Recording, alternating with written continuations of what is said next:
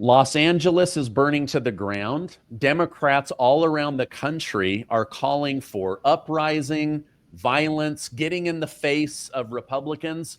And of course, they're blaming Donald J. Trump for all of it. To help me go through this, I have Roger Stone. Roger, welcome to the show. Great to be back with you, Stephen. All right. So, Democrats around the country, I'm seeing mayors, senators, congresspeople calling for uprising, fighting in the street, resistance. They're bad mouthing Trump, saying he's a dictator, that this is all his fault. Yet when it comes to new polling data, he's gone up again, specifically up when it comes to removing illegal criminals. Why the disconnect, and what do you make of these Democrats calling for violence and uprising? Well, Stephen, I always thought this was going to be the manifestation of the last election. They were never going to accept a legitimate election in which they were defeated because their expertise is in election rigging. Perhaps they thought they were going to be able to rig the last election, but they weren't.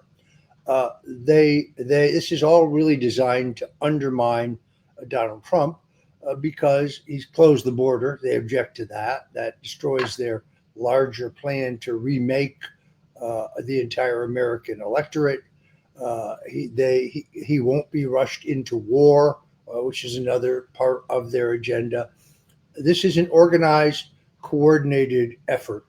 Stephen, in the Paramount section of Los Angeles, who's delivering these pallets of bricks? There are pallets of bricks there to make them handy for the nonviolent protesters to throw. So the FBI, in my opinion, needs to get to the bottom of who is financing this.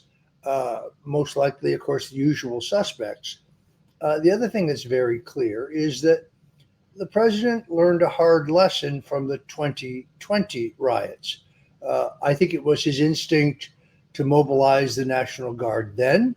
I think he got talked out of it on the basis that the governors should be allowed to handle this. And we saw in the example of Tim Walz, a governor who didn't handle it, who waited until much too late. And overall, across the country, had $2 billion worth of damage to public and private companies. You had 54 deaths. The president was not going to make this mistake again. And Democrat politicians, I think, walk a very thin line. They have an absolute right to criticize ICE arrests if they don't believe in them.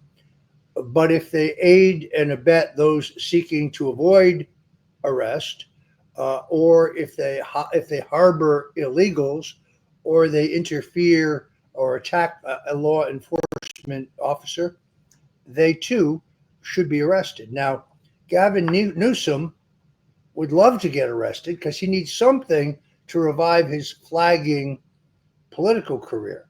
You cannot run for president in 2028 based on the stellar job you have done in California, because California is a basket case in every way: crime, drugs, homelessness, taxes, job opportunities. It is the ultimate manifestation of liberal policies. So if he can use this to define himself as the anti-Trump, that's his golden opportunity. Tom Homan did not threaten to arrest him. Tom Homan said, if any public official harbors an illegal, interferes with the arrest of an illegal, or attacks a law enforcement or ICE agent, they will be arrested. There's nothing wrong with that. He never said Gavin Newsom's name. Newsom is the one who said, hey, Big Tom, come get me. Come arrest me. You wish, pal. You're not going to get arrested. It would make you the Democrat nominee. We're not going to help you out on that. Oh, that's an interesting perspective. I have to imagine that a lot of California is just watching this in horror, and he's burning his career to the ground among common sense people, certainly among maybe independents, but the far left crazies that want these illegal criminals, they probably see him as a hero. They see Karen Bass, the mayor of LA, as a hero, but the rest of us, I'm just watching in horror. I keep showing videos to my wife. Oh my gosh, they're throwing rocks through policemen's windows when they drive by. They're burning down vehicles. All of the sudden, they have this great need to rob Nike and get a new TV and pick up the latest Apple iPhone.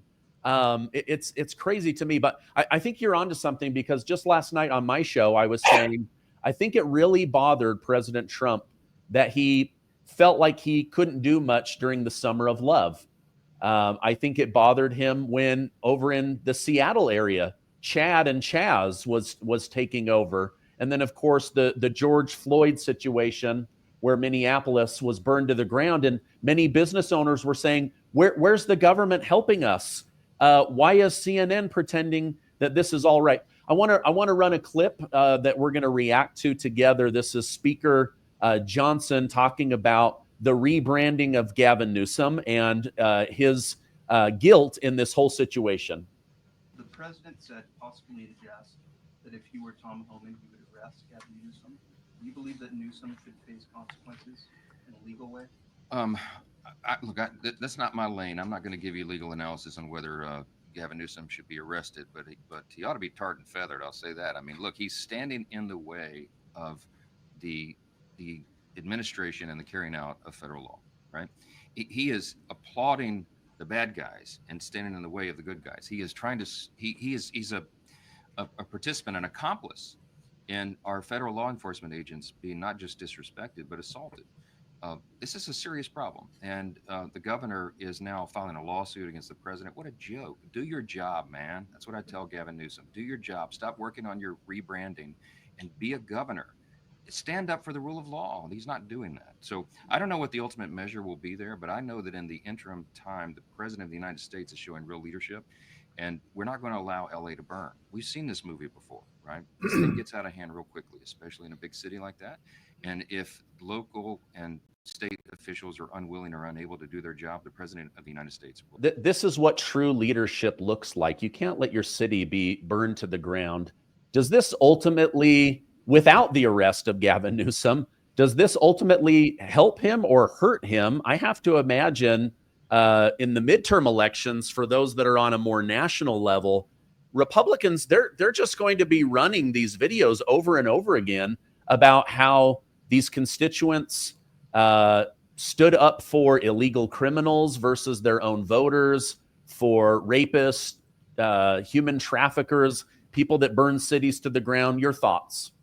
Well, as you would remember, just weeks ago, Gavin Newsom was trying to move to the center, inviting Steve Bannon and Charlie Kirk to be on his podcast. He was trying to reinvent himself as the moderate Democrat, which was never going to work.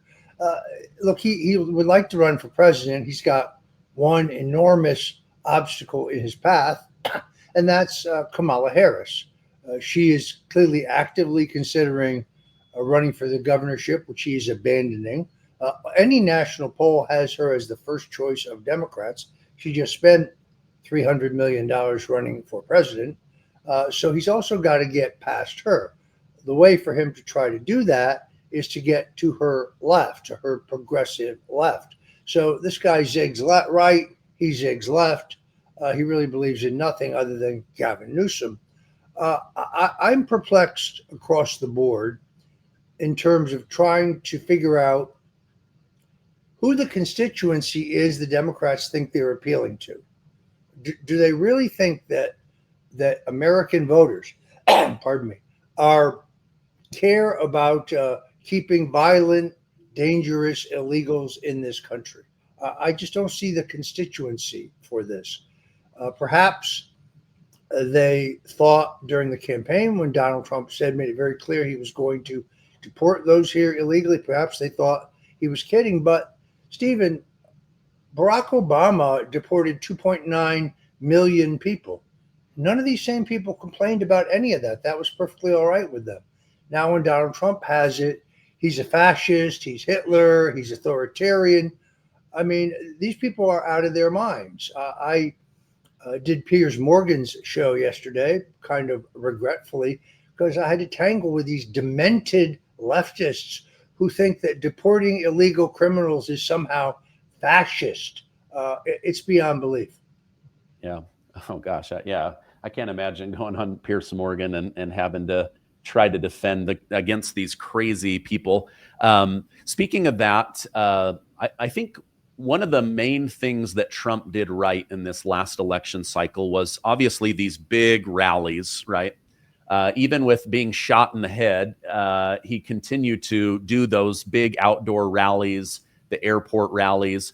But I do wonder, with so much national attention on these riots, do these riots do more to make President Trump look sensible and common sense and for America being safe than any of the rallies he put on? Well, they did not have that impact in 2020 when I think they should have. But I do think that what we have to watch here very carefully is, does this now move from Los Angeles to Chicago, to Minneapolis, to Seattle, and so on?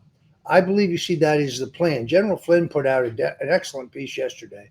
This is all part of a plan. These aren't indigenous uprisings. This is not some grassroots revolt. ICE officers are seeking to do their job by arresting illegals, and leftist agitators are getting in the way, throwing rocks, bottles, concrete, baggies of feces and urine at them. I saw one incident yesterday where one of these agitators dropped a cement block from an overhead from a bridge, crashing into the windshield of a police car, an ICE car, badly injuring the driver. I mean, this is the violent left, yet you have brainless morons like Cory Booker. Boy, it's a good thing for him there's not an IQ requirement for the U.S. Senate. Insisting that these protests are peaceful. Like, don't believe your eyes, believe what we tell you. These protests are violent. I think they lose this fight this time because Donald Trump is more experienced, and I think he's acting very aggressively. He's made it very clear if he has to send in the Marines to Los Angeles, he'll do so. Gavin Newsom says that's fascist. No, the president's first responsibility under the U.S. Constitution is to maintain order. That's what he's doing.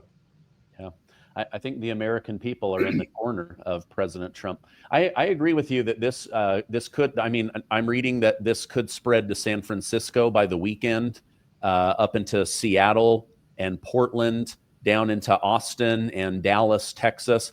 The one that I maybe push back on is Chicago. I think Black Americans in Chicago are really, really mad about their communities being infiltrated, their rent going up. Now they're competing with handout money from the government versus the money that they work for. So I think Chicago might be an area where they really struggle, but we'll have to see. But how come when George Bush Sr. used the National Guard and George Bush Jr. used the National Guard and even Obama, it was okay? But as soon as Donald J. Trump does it, the media keeps saying it's unprecedented, like it's never happened before. Yeah. Why is it just because they have Trump derangement syndrome? Everyone loves the thrill of playing for a big prize. And in crypto, prizes don't get any bigger than the OG Bitcoin. Play crypto.com's Freedom Jackpot from today to July 4th, and you might just land a Bitcoin payout. Each time you trade $50 worth of any token in the crypto.com app, you earn a chance to win the jackpot. The more trades you make, the higher your chances of winning. Easy, right? And with over 400 coins to choose from in the app, you won't run out of plays anytime soon. Trades made through the app's crypto basket and recurring buy features count the same. So don't worry if you're diversifying your portfolio or just want to schedule some purchases. Now, the Freedom Jackpot's available across the US, so everyone's got a shot at winning one Bitcoin. Sign up through crypto.com through my link below, and you'll automatically join this limited time event. Don't lose this opportunity to get into crypto with a huge bonus. Isn't that awesome? Crypto.com, they sponsor me. They sponsor Rumble. They sponsor the Lakers. They sponsor UFC with Dana White and all of the big fighters. So this is a really huge opportunity to potentially win a Bitcoin, which right now is trading at over $93,000 a coin. That's precisely what it is. And they are still in shock about the greatest comeback in American political history, his reelection. They're still very much in shock. Look, as I said earlier, the FBI has the ability to figure out who's financing these rallies, who's orchestrating these protests, who's orchestrating them. If it moves to San Francisco, somebody moved it. Arrest those people. It's not that difficult. Again, the flatbed trucks delivering pallets of bricks and so on. The legal aid lawyers who rush in to post bail immediately for those who are arrested. Question those lawyers. Who retained them? Where did they come from? I think that you are seeing an orchestrated, attempted chaos in the country to destabilize it once again for the removal of Donald Trump. They will never accept his election. If, God forbid, they win the House in the next election, you're going to see the same impeachment nonsense. This time, however, we need to examine the election results a bit more carefully. There's at least 7 members of the House who do not believe that belong there. They did not get more votes than their opponents. So, Speaker Johnson, grow a set, please. The House Administration Committee gets to decide who is seated, who won their election. Kathy Castor in Florida did not win her election. Unseat her. Seat her opponent. He got more real votes than she did. I think there are 3 districts in Orange County, California. Those Democrats, did not win. Do not seat them. Challenge them. All of the evidence is there. All you have to do is have the courage to bring it up. I think in the last election, in all honesty, we were cheated out of at least 3 Senate seats, certainly the one in Wisconsin. And I believe we may have been cheated out of as many as 7 or 8 House seats. If we take the same attitude next time, well, then they'll steal the House. Okay. How about this Democrat congresswoman in Minnesota saying, I don't know why everyone's making such a big deal. I am illegal in this country. My parents are illegal here in this country. Now people are digging in. She's been voting in our elections. She's serving as a member of Congress in Minnesota. Like, why would you admit that out loud, number one? And number 2, shouldn't she be removed immediately? Well, I appreciate her coming forward and identifying herself. Will make her much easier for Tom Homan to find so that he can arrest and deport her. Yeah. Okay. This doesn't shock me because John Fetterman says some very MAGA things every now and then. But yesterday he went on record saying that these LA riots are wrong, that Karen Bass and Gavin Newsom need to work with the police, not work against them. And then he said something that was very interesting. He said that this looks really bad. Democrats have lost the moral high ground. The party is really in trouble. You think he's right? Yeah, I think they stand for nothing. What do they stand for other than open borders and wasting of not millions, not billions, but trillions of dollars in waste, fraud, and corruption, which Elon Musk identified and which they radically object to cutting. So they have no positive agenda. They have no plan to create jobs. They have no plan to bring down the cost of housing. They have no job for energy independence. They have no plan, period. Here's their agenda. We hate Donald Trump. That's their agenda. I just summed it up. Their closing argument in the last presidential election, Trump is Hitler, and if you vote for him, that makes you a Nazi. Nobody is going to rally to that message. Nobody at all. So I think that Fetterman is very smart. He's got to maintain his base in the Democrat Party. If he moves too far to the center, he won't be able to get renominated. That shows how far the Democrat Party has lurched left. Yet his state is moving right. It's moving towards MAGA. And a lot of the things that he speaks out on are common sense things. If, for example, you're against fossil fuels, you don't think we should be mining coal, that's a problem if you're a Democrat in Pennsylvania. Okay, so you said something earlier. In order to win in some of these sanctuary cities, these super deep blue cities, the only way to win is to go further left than the crazy left person. But in Fetterman's case, he actually needs to go right in order to maintain his seat, because common sense, fossil fuel, fracking, natural gas, all of that is the way for him to win. That makes a lot of sense to me. What doesn't make a lot of sense to me is you got CNN pretending that these riots are peaceful, that this is all Donald Trump's fault, that he is a fascist following the Nazi handbook. This is the same mainstream media organization that defended Joe Biden's mental decline, and then magically Jake Tapper writes a best-selling book. Are we going to get a best-selling book from someone at CNN about how actually these riots are bad and they are Gavin Newsom's fault?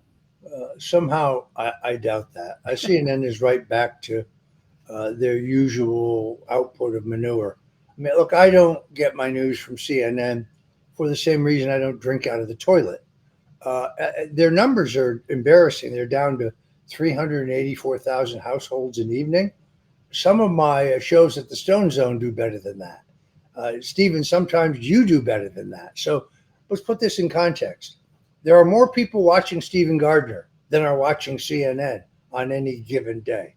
It says great things, first of all, about the power of alternative media, but it doesn't say much about CNN. It's the problem. They have a fundamental problem is nobody believes anything they have to say. I saw Jake Tapper dress Laura Trump down on the air when she suggested that Joe had a cognitive decline problem. He said, that's ridiculous. You don't have the medical expertise to make that. Well, Jake, we could see it with our own eyes. And now you finally admit that you could too. Why didn't you admit it then? Because you're a stooge for the Democrats. Don't say, I'm not a Republican, I'm not a Democrat. First of all, you're a moron. But secondarily, you're a propagandist. Nothing you say is true. Literally, nothing Jake Tapper says is true. I still have a clip where he was exulted about the possibility that I was going to prison. But here I am free and solid in my belief in Jesus Christ. And everybody in the country now, he knows he's a buffoon. He's trying to cash in and make money on his own lies. Why don't you just come forward and say the truth, which is, I knew he was slipping. I should have reported it, but instead I reported the exact opposite. Yeah. Well, that's a terrible business model to become a best-selling author. Indeed. Yeah. What do you make of the Elon Musk Donald Trump breakup? And now I'm reading behind the scenes, they're saying, listen, you guys don't have to be besties, but for the good of the country, you guys should make up. Elon has taken down the stupid Jeffrey Epstein stuff. He's starting to highlight Trump and other people again. What are your thoughts on this? And then I'll ask some follow-up questions. Well, first of all, I think, look, Elon made a very good decision. Once Elon bought Twitter and converted it into X, being the largest free speech platform in the country, but particularly after he released all the records that indisputably proved that the federal government was working with Twitter executives to censor people like you and I, censor people whose political thoughts that were not acceptable, censor people who questioned certain health-oriented questions. He became a target for the left. He almost immediately had 9 different federal investigations into his companies. So I think Elon figured out that if Kamala won, they would yank all of his federal contracts, they would destroy his companies, and they'd probably put him in jail if they could figure out a way to do so. So this is one of the strong reasons why he elected to support Donald Trump. I do think that he was of great assistance. I argue with the idea that he elected Trump. I don't think that's true. I think Trump elected Trump, but I think Elon was helpful. I'm not sure what really set him off. I know initially it was thought to be the fact that the big, beautiful bill did not include enough spending reduction, but structurally, having worked in the House as an aide to a congressman who was on the budget committee, I know that the budget reconciliation bill is not the place to put that. The place to put that is in rescission legislation. They just sent a package for $9 billion up, which sounds like a lot of money, but it would zero out USAID, for example. So I'm not sure whether Elon's unhappiness was a combination of not moving quickly enough on spending, plus the fact that there is no electrical vehicles tax credit in the big, beautiful bill, which I'm told he wanted. Plus, pardon me, a very close friend of his, Jared Isaacman, who was slated to get the NASA position, which presumably would be good for Elon to have a friend in that position. He's in the rocket business, was deselected at the last minute based on his major contributions to Democrats. So I think it may have been the culmination of all of those things. But as you say, Stephen, I think a rapprochement is in the works. I think they will get back together. I think Elon understands that they have a common enemy here. It is the surveillance state. The people who are burning down half of the country, who burned down half the country in 2020, and may be on the cusp of doing it again. Yeah. Let me throw out two other ideas just from people. The first one is Dr. Drew. He said, listen, one of Elon Musk's great strengths is hypomania, this ability to fixate and dwell on a problem, have all of that alpha male energy to carry his idea across the line, but it can very quickly switch from hypomania to manic, to mania. And he worries that he maybe had like a break or something where just momentarily he just literally could not control himself. You then had Errol Musk, Elon Musk's father, saying, listen, this guy was carrying a lot of weight. Doge, the election, all of the death threats and everything. On top of that, behind the scenes, he's running 6 different companies, putting rockets into space. He said, I think he was honestly just exhausted and needed a break. I don't know. Your thoughts on either of those two? Well, Richard Nixon once addressed this. I don't psychoanalyze people I haven't even met. And psychoanalyzing someone just by watching them on television or watching them in a video, I think is a bad idea. I could see why Elon would legitimately be upset about the fact that he uncovered trillions of dollars of waste, fraud, and abuse. We can identify exactly where it is. And it's perfectly logical that should be cut immediately.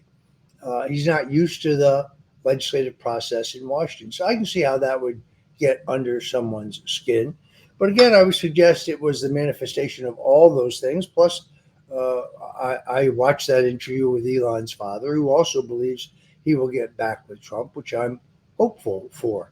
So I'm not gonna psychoanalyze somebody I've met once. And by the way, I'll tell you this, Stephen, when I met him at Mar-a-Lago, President Trump introduced me to him.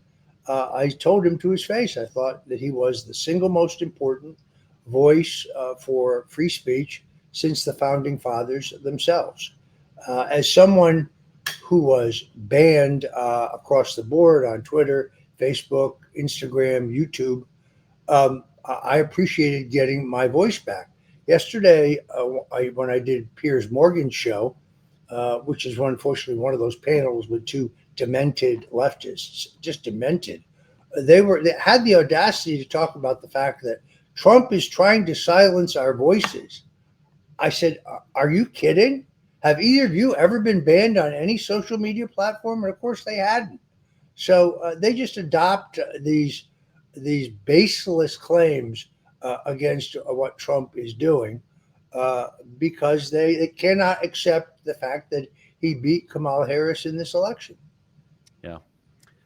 Well, I've always remained hopeful that they will get back together. It may not be the same relationship, but again, if they can, whether they have different visions, if they can pull in the same direction to make America great again and safe again, I think it's for the best for the country. I wanted to ask you this. In the age of the internet, do you think that Richard Nixon would have resigned? Back then, there was very few newspapers and TV stations. They were all against him. Now he would have had an opportunity to, share his side of the story. What are your thoughts on if Richard Nixon would have resigned in today? I've talked to President Trump about this. President Trump had a good relationship with the retired president when he lived in New York. He recently received Christopher Cox, who's the president's grandson, at the White House. The president has asked me that question. Why did Nixon quit? Why didn't he? Because he was a fighter. Why didn't he fight it out? You put your finger on it, Stephen. At that time, we had a completely monolithic media, 3 television networks, and a bunch of very, very powerful news magazines like Newsweek and Time and Life and Look and so on. Really, we didn't have national newspapers. Watergate makes the Washington Post a national newspaper. But Nixon had no platform from which to launch a counterattack. Everything he said was filtered through the lens of his enemies. So even when he said in a press conference, the American people have a right to know whether their president is a crook. Well, I am not a crook. I have everything. I came by everything I have honestly. They turned around and mocked him for that. I think he would have survived if we had the internet. He would have survived, particularly when you see how minor his crimes are when they're compared to the crimes of Barack Obama.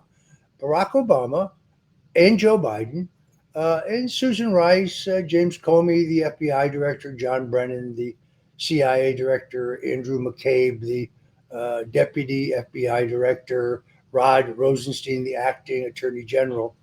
These people engaged in treason, the greatest single dirty trick in American political history. Nothing less than an abuse of power where they used the full authority of the United States government and the incredible capabilities of our intelligence agencies to use 2 pieces of what they absolutely knew were fabricated evidence. The Steele dossier, fabricated and paid for by Hillary Clinton, and the false claim that the Russians hacked the DNC, for which to this day I challenge anyone, anywhere, to come up with proof that happened. The so-called CrowdStrikes report, which supposedly alleged that, which was withheld from my defense attorneys at trial, we learned in the House Intelligence Committee hearings that were classified at the time that the head of that company admits that he has no proof that the DNC was hacked by the Russians. So they tried to remove Donald Trump, all of them, Robert Mueller, Andrew Weissman, probably the #1 criminal in the country. And the real question is, will they pay any price for it? We learned only days ago that a number of the key documents were being hidden under a special code in the FBI's computer system. So they were unaccessible by Special Counsel John Durham. They were unaccessible by Inspector General Horowitz. So I'm anxious to see what's in those documents, particularly anxious to see what's in those documents about me or about my friend George Papadopoulos or my friend Carter Page. These people engaged in the greatest crime of all time. This makes Watergate and Richard Nixon look like very small potatoes.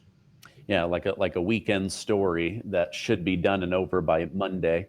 I believe you said on my show that you believe that Tulsi Gabbard will be the first woman to be president. Do you see like a JD Vance, Tulsi Gabbard ticket in the future? Or I know I've asked you before, you say we're still too far out from the next election, but your thoughts on the 2028 election. Is it going to be JD Vance? Is it going to be Marco Rubio, Tulsi Gabbard? It's just much too early to say. In politics, a week is a lifetime. I still stick to my prediction that Tulsi Gabbard will be the first woman president. Pardon me. I don't know if that is 2028 or sometime after that. J.D. Vance, as a Republican vice president, has a huge step up. But even when President Trump was asked this on Meet the Press a couple of weeks ago, he said, he was asked specifically, will J.D. Vance follow you? He said, I don't know. We'll see. Maybe. He has a huge advantage, but Marco Rubio may also want to run, which he may. Tulsi Gabbard may want to run. Look, if you want to end up as vice president, you run for president anyway. Perhaps you win the nomination, and if not, if you conduct yourself well, you don't trash the other candidates, you have a high probability of ending up on the ticket. In the 50 years I've been in American politics, I've never met a more talented communicator than Tulsi Gabbard.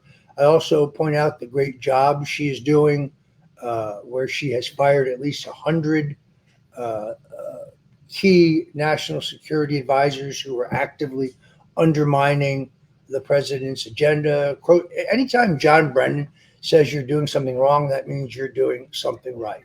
I'm waiting for the morning that the FBI raids his home at 6 o'clock in the morning. Hello, Mrs. Hey, great to have you. You know, usually it's somebody's cat or their dog sneaking in for a kiss. It's good to see your wife. Roger, final question. Trump keeps rising in the polls with this common sense. Is there still room for him to go up in popularity, or is he going to hit a ceiling at some point? That's a hard question to answer. One thing is very clear, and that is taking decisive action vis-a-vis Los Angeles, closing our border, negotiating to make our trading partners deal fairly with us. In almost every case, their tariff on us is higher than our tariff on them. To try to bring that back into balance, refusing the entreaties of the war hawks to get us into war with Iran. These are all the marks of greatness. I think he has room to grow. Whenever you see a poll at the New York Times, for example, which is not a journalistic outfit, it's not a news outlet. You can read it if you wish, but just remember that nothing you read there, literally nothing, is either accurate or true. It's all propaganda. But when you see a poll there, or the ABC News poll, if you look very carefully, they will tell you that 37% of the people in the poll voted for Donald Trump in the last election. That tells you the poll is cooked, that it's manipulated to show a desired result. And I don't take it too credibly. The polls that I do respect, by pollsters whose methodology I know to be neutral, shows that the president is considering the fake news media attack on him, which is a drumbeat. His numbers are holding up extraordinarily well. In fact, he's gone up a little bit. Maybe it's just me, but I don't think people want dangerous immigrant gangbangers out on the street. No, I know that they don't. I see it when I do my polling on YouTube. I think he's doing a great job. You're doing a great job. I know your voice is. You do so many shows. You're bringing your wisdom and decades of experience to the table every single day. If people want to follow you online and catch you, where can I point them towards? Sure, two places. One, you can go to stonezone.com. That's where you find everything Roger Stone. So you can find all of my radio shows there in archive. You can find it in real time. You can find everything I write. You can get all my products, my books. You can also, every day at 8 p.m. Eastern, you can go to wabcradio.com. No matter where you are on the globe, go to wabcradio.com, and you can listen to The Roger Stone Show from 8 to 9 o'clock Eastern, 5 nights a week. And then on Sundays, from 3 to 5, there's the Roger Stone Show, which runs on every Sunday, once again, at WABCradio.com. So during the week, the Stone Zone at 8. On Sundays, the Roger Stone Show, 3 to 5. Okay. I'll put those direct links down below. Thank you so much for coming on. I hope you have a great rest of your day. Thanks, Stephen. Great to be with you as always.